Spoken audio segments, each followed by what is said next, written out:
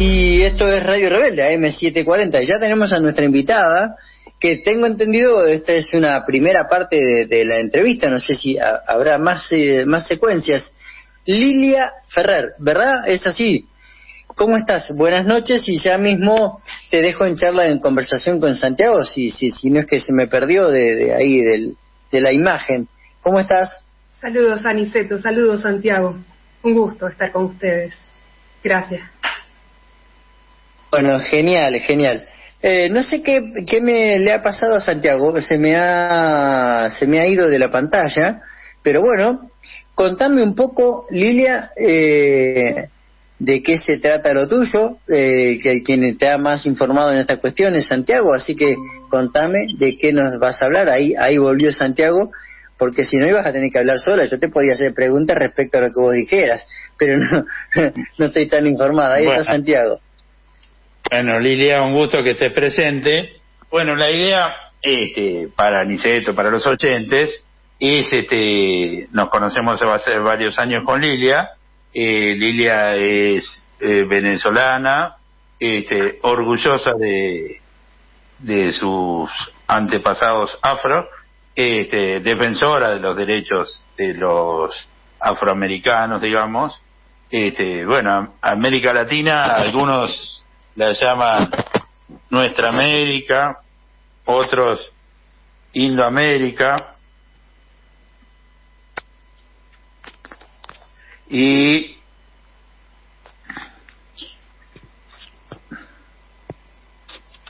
me parece que Santiago está con algún problema, pero bueno, sí, hablamos de eso. Ahora volví.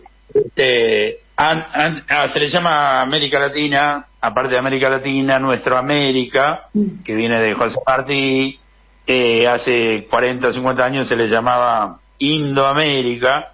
Lo más correcto, aunque medio largo, sería llamarla Indo-Afroamérica, porque tiene los tres componentes: los criollos, descendientes de blancos, los indios y los mestizos, y obviamente los mulatos y negros y zambos, ¿no? Porque Hugo Rafael Chávez Frías en un punto era zambos, ¿no? La mezcla de las tres razas. Era una síntesis americana, Hugo Rafael. Bueno, la idea es hablar en tres tramos. En el primer tramo vamos a hablar de un tema que se habla poco, pero el que se mete en él tiene profundos goces y aprendizajes, que es el tema de la poesía, porque Lilia Ferrer es una residente venezolana en la Argentina y poeta, y muy buena poeta, por cierto. Al terminar este tramo, te pedimos, si querés y podés, que nos recites una poesía breve tuya. Bueno, ¿por qué te inclinaste por la poesía? Contanos desde cuándo es tu afición a leer y después a escribir. Gracias, Santiago. Estaba pensando, y esto lo digo brevemente, cuando escucho tantos nombres para este continente, que tiene tantos más, ya en función de quién nombra a toda la tierra, a esta tierra y sus aguas y sus horizontes, ya que es Pachamama. Y bueno, a veces tengo algún conflicto con el término América, porque es el término que el colonizador dio al continente. Entonces a veces ese encuentro entre Afri y América, que también es otra forma de nombrarlo, me genera a mí esa cierta angustia que a veces, bueno, voy superando, nombrándola en términos plurinacionales, con todas estas identidades que nos damos. Le agradezco también entonces la invitación. Mi inicio en la poesía, yo creo que siempre estuve como predestinada, porque incluso a los 17 años, cuando ingresé a la Facultad de Humanidades de mi Universidad del Zulia, ingresé a la Escuela de Letras, y en un brevísimo instante, el director de la Escuela de Letras me decía, la directora de la Escuela de Letras me decía: ¿va a estudiar bibliotecología o va a estudiar letras?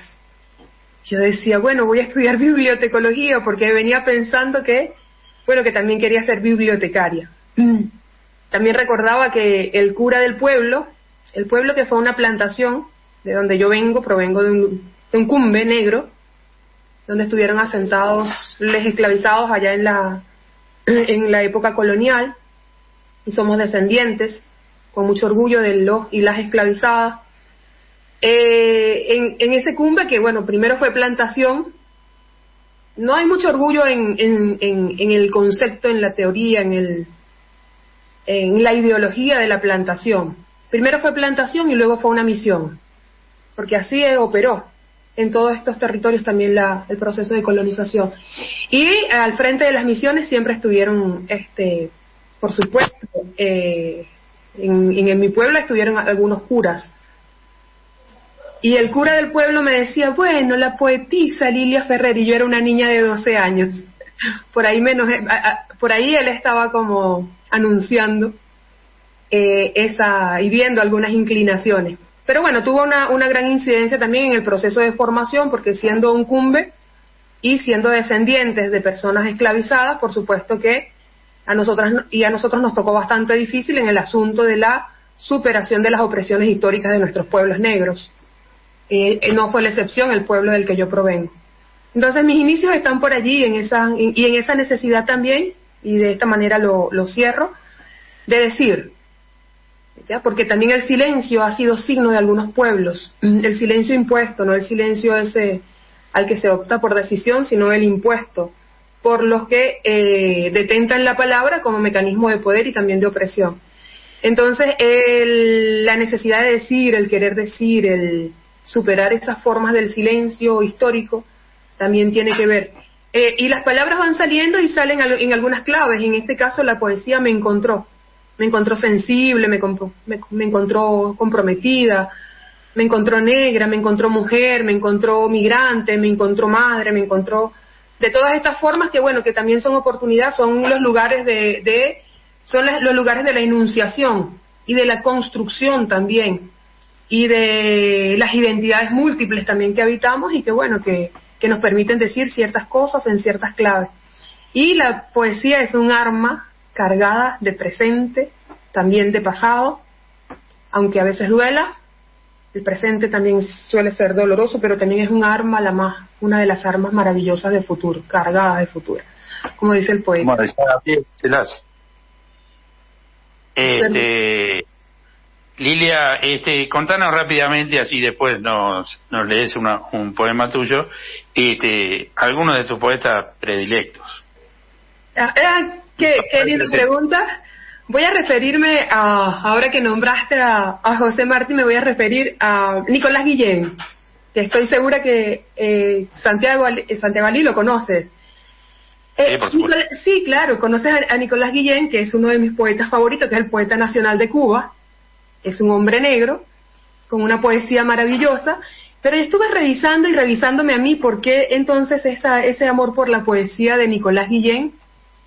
Y entonces el primer Nicolás Guillén, a veces pienso que el primer Nicolás Guillén estuvo ahí como muy rendido a esa idea del mestizaje. Y luego yo fui reflexionando y entendiendo y aprendiendo que el mestizaje es una forma también de opresión y de negación. Entonces, pero que nos dijeron que bueno, que esa simbiosis así que se supone eran maravillosas en esas relaciones que se plantean como interculturales. En la interculturalidad y en el mestizaje, alguien tiene que rendirse. Alguien es como en una guerra, ¿no? En este caso también cultural. Alguien gana y alguien pierde. Y hay identidades que son entonces las que se superponen por encima de otras.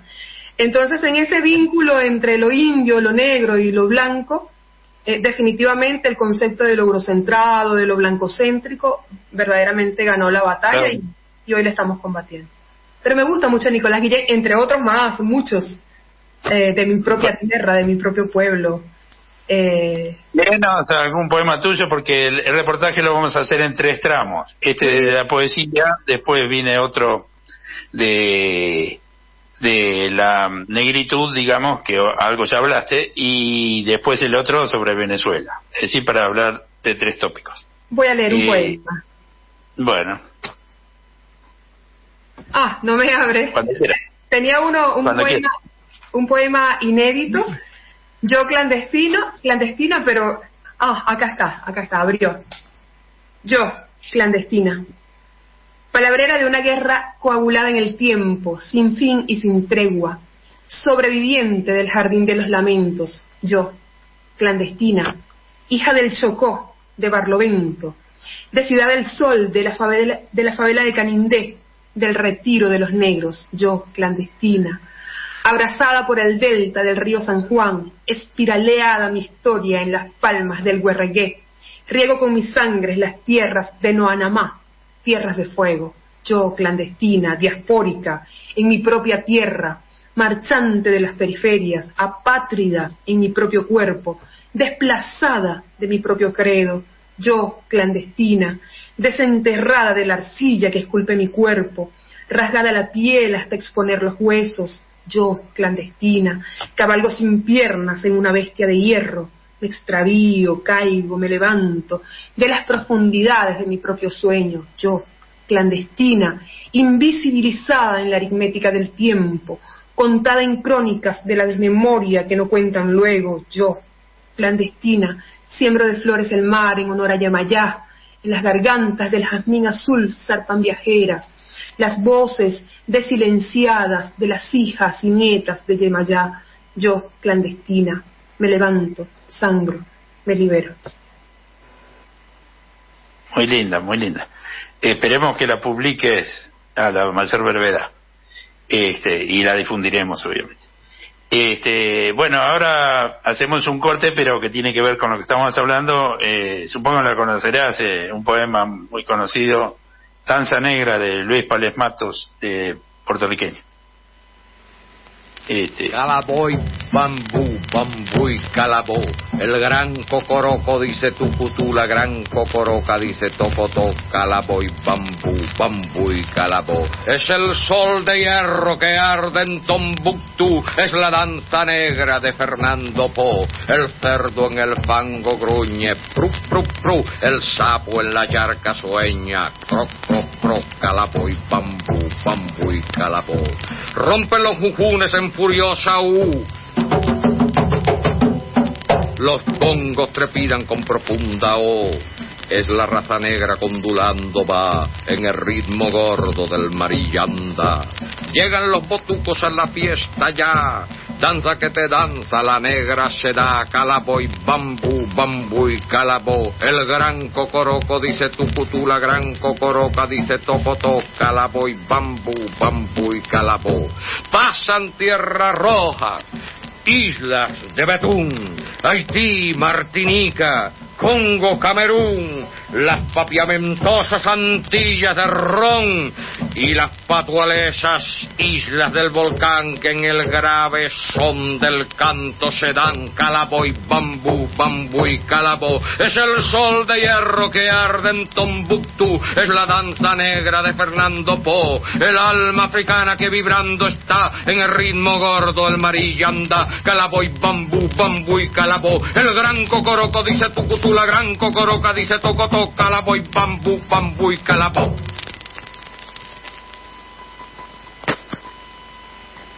Bueno, era un poema que yo leía cuando chico y siempre valoré su musicalidad, digamos. Después, bueno, le faltan otros aspectos.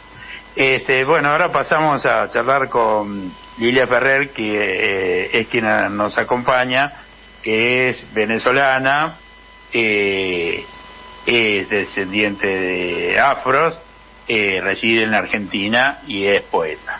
Ahora vamos a algo se desarrolló y bueno, y el poema también sirve como introducción.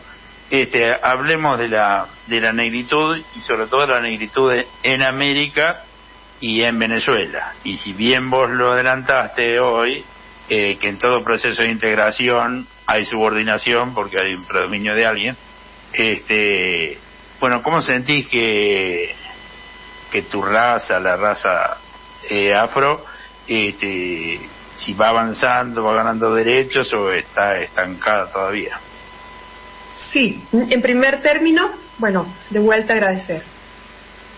Es importante decir acá e ir diciendo en cada uno de los espacios acerca del concepto de raza. Que el concepto de raza que fue originalmente utilizado, para cometer las más graves delitos de lesa humanidad, los más grandes genocidios y la crueldad en el cual se sustentó la crueldad también de la trata esclavista. El concepto de raza y que originalmente se explicó como un concepto biologicista, la raza como categoría biologicista realmente no existe, porque la raza es una sola, que es la raza humana, refiriéndonos a los humanos. Y entonces, con esto decir que que el concepto de raza como categoría social, por supuesto que sí, ha existido y ha existido en los términos que acabo de referir, para subyugar, para oprimir y entonces también para anular, negar, diezmar, matar, asesinar y someter a pueblos enteros. Entonces, luego de esto decir que entonces yo utilizo la categoría que es la genealogía, porque pensamos entonces en los orígenes.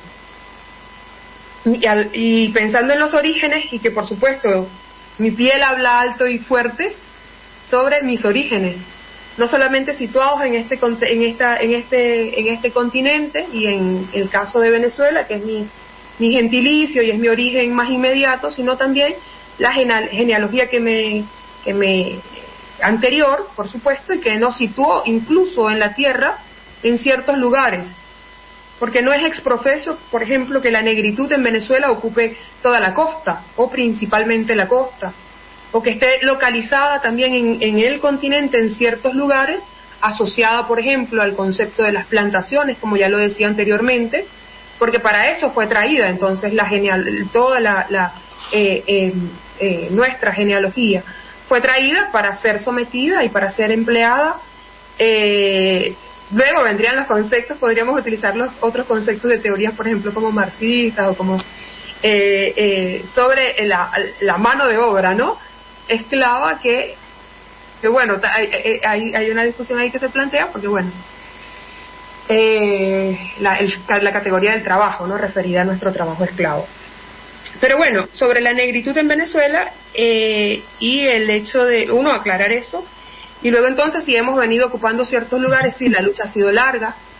En nuestro país el concepto de mestizaje hizo lo suyo también, el concepto, por ejemplo, y procesos dolorosos como el mejoramiento de la raza, privilegiando y promoviendo en el siglo XX, a principios del siglo XX, a mediados del siglo XX, incluso la última dictadura cívico-militar en Venezuela, la de Marcos Pérez Jiménez, también promovió, anteriormente la de Juan Vicente Gómez, pero fundamentalmente la de a mediados del siglo, la de Marcos Pérez Jiménez promovió entonces la migración europea como un mecanismo de mejoramiento de raza. Esto es doloroso, esto hay que decirlo entonces, ¿no? Mejorar la raza. Acá se usaba el concepto de crisol de razas como algo hermoso. Claro, el artículo 25 de la Constitución de Argentina favorece entonces la migración europea y sigue estando, es un artículo vigente, entonces no es un crisol de razas cuando privilegia y promueve entonces un tipo de migración. Entonces eso está asociado a otras ideologías, a categorías y a teorías que entonces explican entonces por qué ciertas pieles están en situación. En Venezuela el asunto del mestizaje ocurrió así, pero hoy día, y gracias también al proceso, ya has nombrado al presidente Chávez, que es el líder histórico también, aunque de reciente data, pero esos 20 años han sido también maravillosos respecto a los procesos de inclusión y al proceso de reconocimiento, primero de autorreconocimiento de Chávez. Aunque Chávez se nombraba sambo, y el sambo también es una categoría dolorosa, ¿no? Pero hay que decirlo, porque el sambo es alguien que nació de un vientre esclavo y de una persona indígena, ¿ya? Pero no es porque era negro, es porque era un esclavizado y una persona indígena, ¿no? Eso le daba esa condición de sambo. Hemos ido avanzando, en Venezuela se han llevado adelante procesos que no han ocurrido de reparación histórica en el último tiempo, en lo que son los compromisos a partir de lo que fue el encuentro en Durban para discutir sobre racismo en el año 2001, todo el continente se plantó de cara en Durban y allí estuvieron los grandes líderes. Hay que leer, por ejemplo, el discurso de Fidel Castro, ya refiriéndose, por ejemplo, al tema sobre el racismo o a las discusiones que se daban en torno al Holocausto, mirando hacia Palestina, cómo se levantaron Estados Unidos e Israel y se levantaron de esa discusión de Durban, pero en Durban, en nuestro continente, que no es solamente América Latina, sino que es todo el Caribe, que el Caribe es angloparlante, se plantó y logramos que se reconociera el concepto de afrodescendiente, es decir, que nos conecta políticamente con África. Y eso lo logró este continente, ¿no? Entonces, creo que hemos avanzado mucho. Ahí está Francia Márquez, eso para referirme también al continente. Hemos avanzado mucho respecto pero ha sido un proceso largo, ha sido un proceso de tensión permanente con el poder, de lucha con el poder, de demostrar que el racismo existe, de demostrar que las guerras, que las opresiones, que cuando matan a nuestros hijos, que cuando matan a los líderes sociales, que cuando Haití está como está Haití, que en Argentina han ocurrido crímenes, ha habido un reconocimiento de un crimen de odio racial en Argentina que ocurrió hace más de 20 años atrás y que hubo que acudir a una corte internacional para que esta corte dictaminara que un crimen cometido por la policía ocurrió con una persona que hoy día se dice que es por portación de cara, fue verdaderamente un crimen de odio racial, ¿no? Un crimen de esa naturaleza. Entonces, hemos avanzado y bueno, pero aún falta mucho por hacer. Bueno, Lilia, este segundo lo terminamos acá. Ahora voy a poner un tema que seguro conocés porque es viejísimo, de Caballo Viejo de Simón Díaz. Y después seguimos con la tercera parte de Venezuela. Espera un segundito, Santiago, aguanta Goyita. Quiero contarles una anécdota muy breve, muy cortita. Son y 25 y teníamos pautado hasta la y 26. Quiero contarles una anécdota muy, muy breve sobre el tema de los racismos y de las diferencias que tienen que ver con lo cultural o con el color y demás. Mi hija es una chica rubia de ojos celestes y el novio de mi hija es morocho, pero morocho, no negro, pero morocho. Fueron a pasear a Jujuy, Salta y Jujuy, el norte de nuestra Argentina, limítrofe con Bolivia. Y es increíble las diferencias raciales que hacían ellos mismos. A mi hija le pasaban precios 3 o 4 veces superiores que el precio que le pasaban al novio de mi hija, por esa simple cuestión de tener esa diferencia de color de piel. Fíjense, ¿no? Hasta el día de hoy, esto fue ahora, este fin de semana, esta semana. Y pero en ese caso sería discriminación positiva, porque le cobraban más barato. No, nunca es positiva, siempre es discriminación. Porque la discriminación no es solamente para un solo lado. Yo siempre cuento lo siguiente, y ya con esto quiero cortar, ya estamos en 26. Yo soy rubio, y soy del campo, y el país nuestro no es de rubios, es de morochos, como es mi yerno. Y ser del campo rubio y ser un tipo educado, por esa crianza, no es fácil. Ahí también hay discriminación, y muy grande. Vamos al tema musical. Nos vamos al tema musical del cual hablaba Santiago. Estamos aquí haciendo esto que empieza a redoblar a través de radio. El tema es Caballo Viejo de y por Simón Díaz.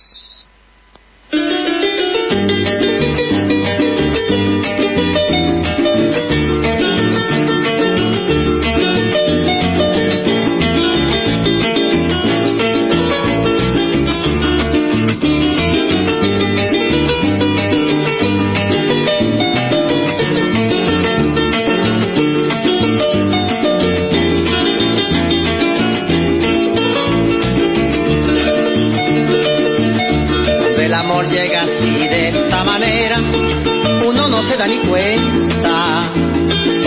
El carutal reverdece y guamachito florece y la soga se revienta.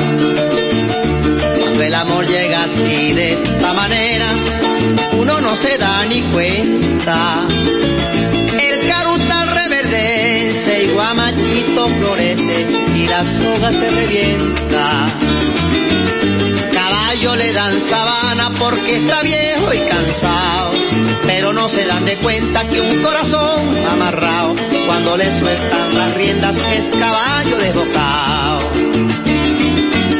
Y si una potra la sana, caballo viejo se encuentra, el pecho se le desgrana y no le hace caso a faceta, y no le obedece a freno ni lo paran pasas riendas.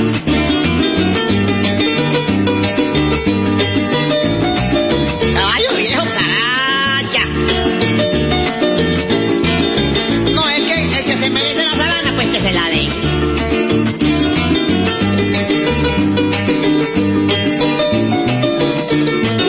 Ay, ¿por qué no?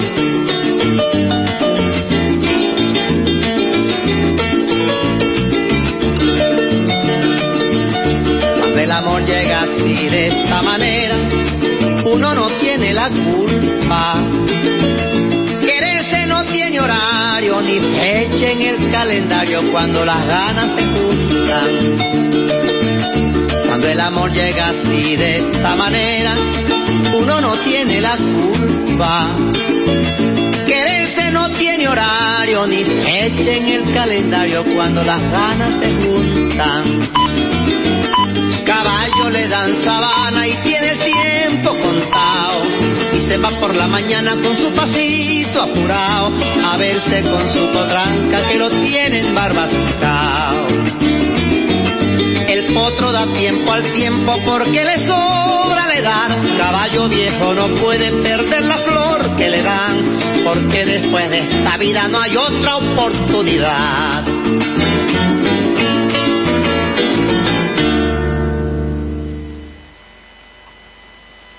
Disfrutábamos de Caballo Viejo por Simón Díaz, espectacular, maravilloso, y nos vamos ya, sin pérdida de tiempo, al institucional de la radio. Estamos hablando de Radio Rebelde, AM740, y esto que estás escuchando es A Redoblar.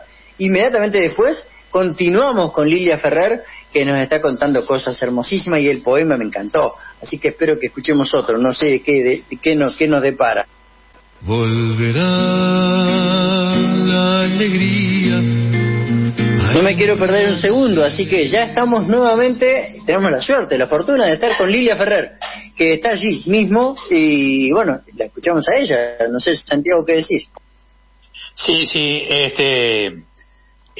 yo por supuesto que adhiero al deseo de Aniceto, y me gustaría sobre el final también, si la tenés a mano y no se te complica, algún poema que tenga que ver con Venezuela o con tu estado de Zulia, si tenés alguno que refiera a eso.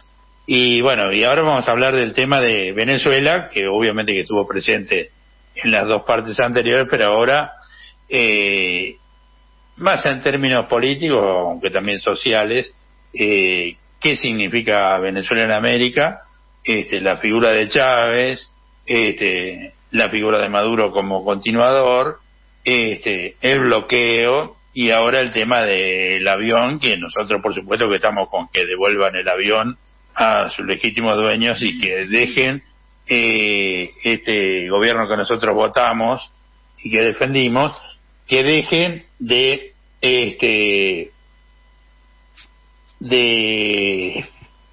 seguir a los norteamericanos y hacer lo que los norteamericanos quieren. Bueno, Lilia. Gracias, Santiago. Vamos a ver en este breve instante, maravilloso y breve instante, hablar de mi país. Para hablar de Venezuela, yo creo que lo primero que hay que decir es que mi país, Venezuela, es un bastión de resistencia indiscutible. De resistencia por supuesto, a toda la agresión desmedida, sin igual,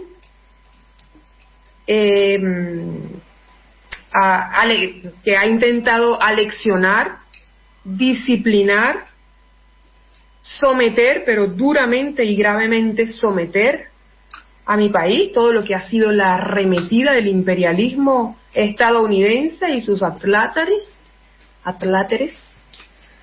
que se han sumado incluso, ¿no? Lo vimos en periodos años recientes pasados también, cómo se conformó aquí un grupo de subordinados, de estados, de países, de gobiernos que también le hicieron la corte, incluyendo el gobierno de Mauricio Macri, a través de la estructura esta inédita también, apoyada también con el consentimiento y auspiciada por el secretario de la Asamblea General de la Organización de Estados Americanos, de lo que es la Organización de Estados Americanos, innombrable. Bueno, para someter, para disciplinar, para subyugar, para bloquear, ¿ya? A través de medidas, ¿ya? Decenas y decenas y cada vez nuevas medidas, incluso que en el gobierno de Biden actualmente también siguen medidas vigentes de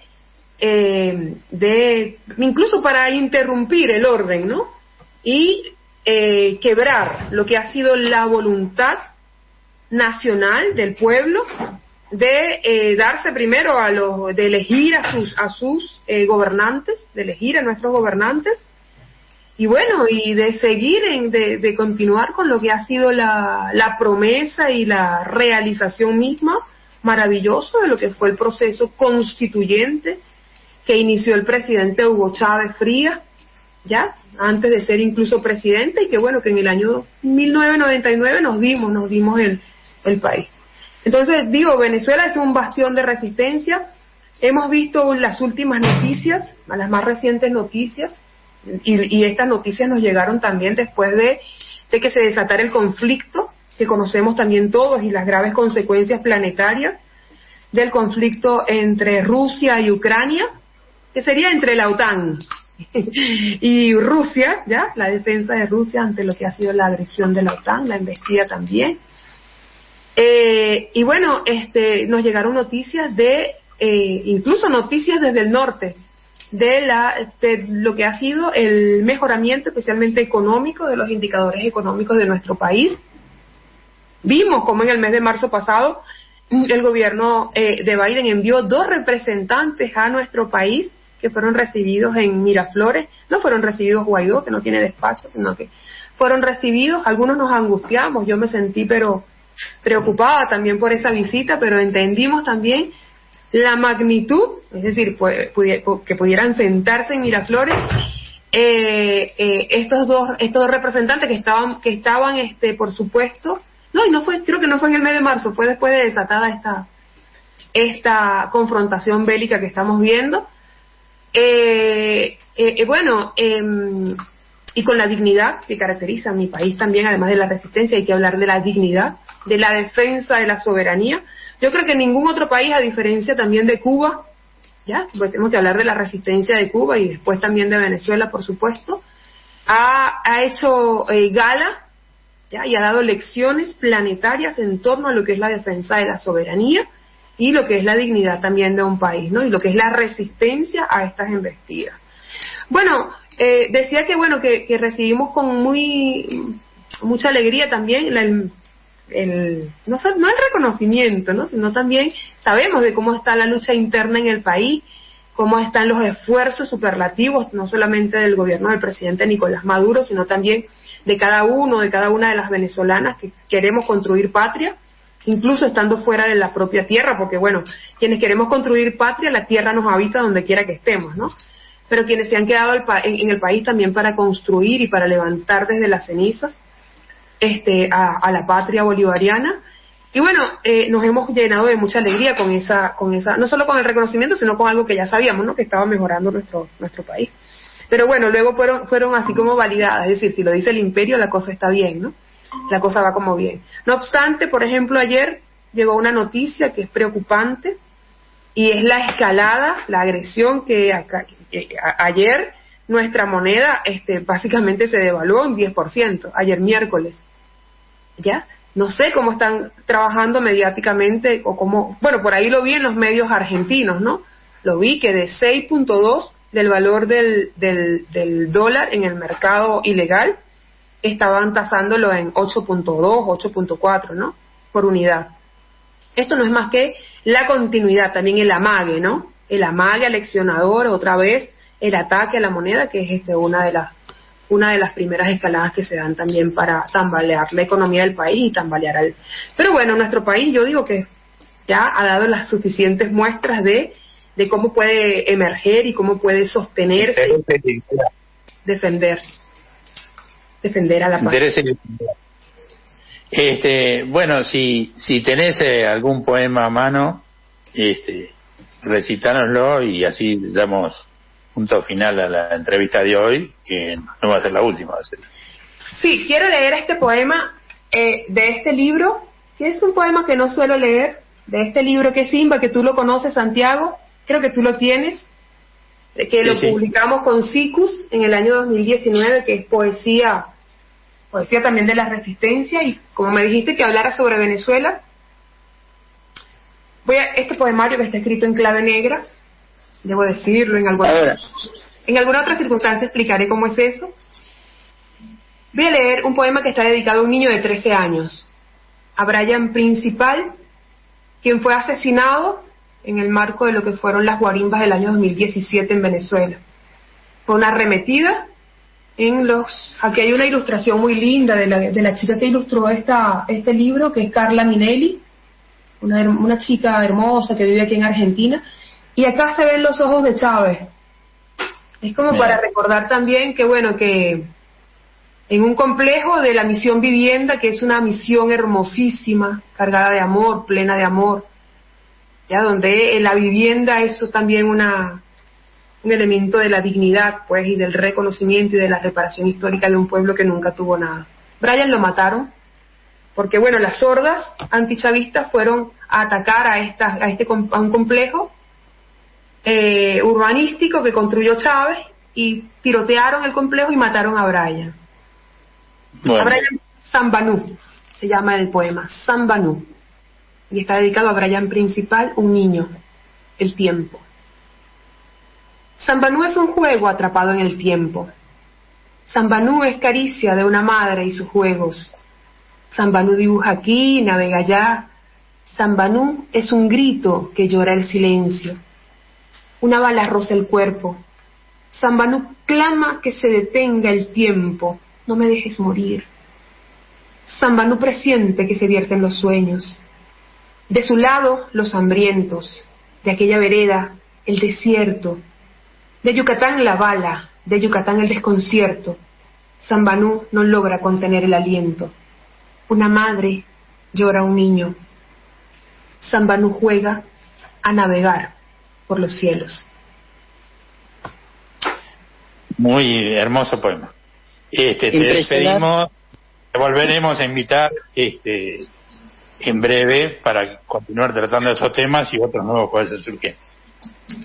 Impresionante y fuerte, por supuesto, el poema.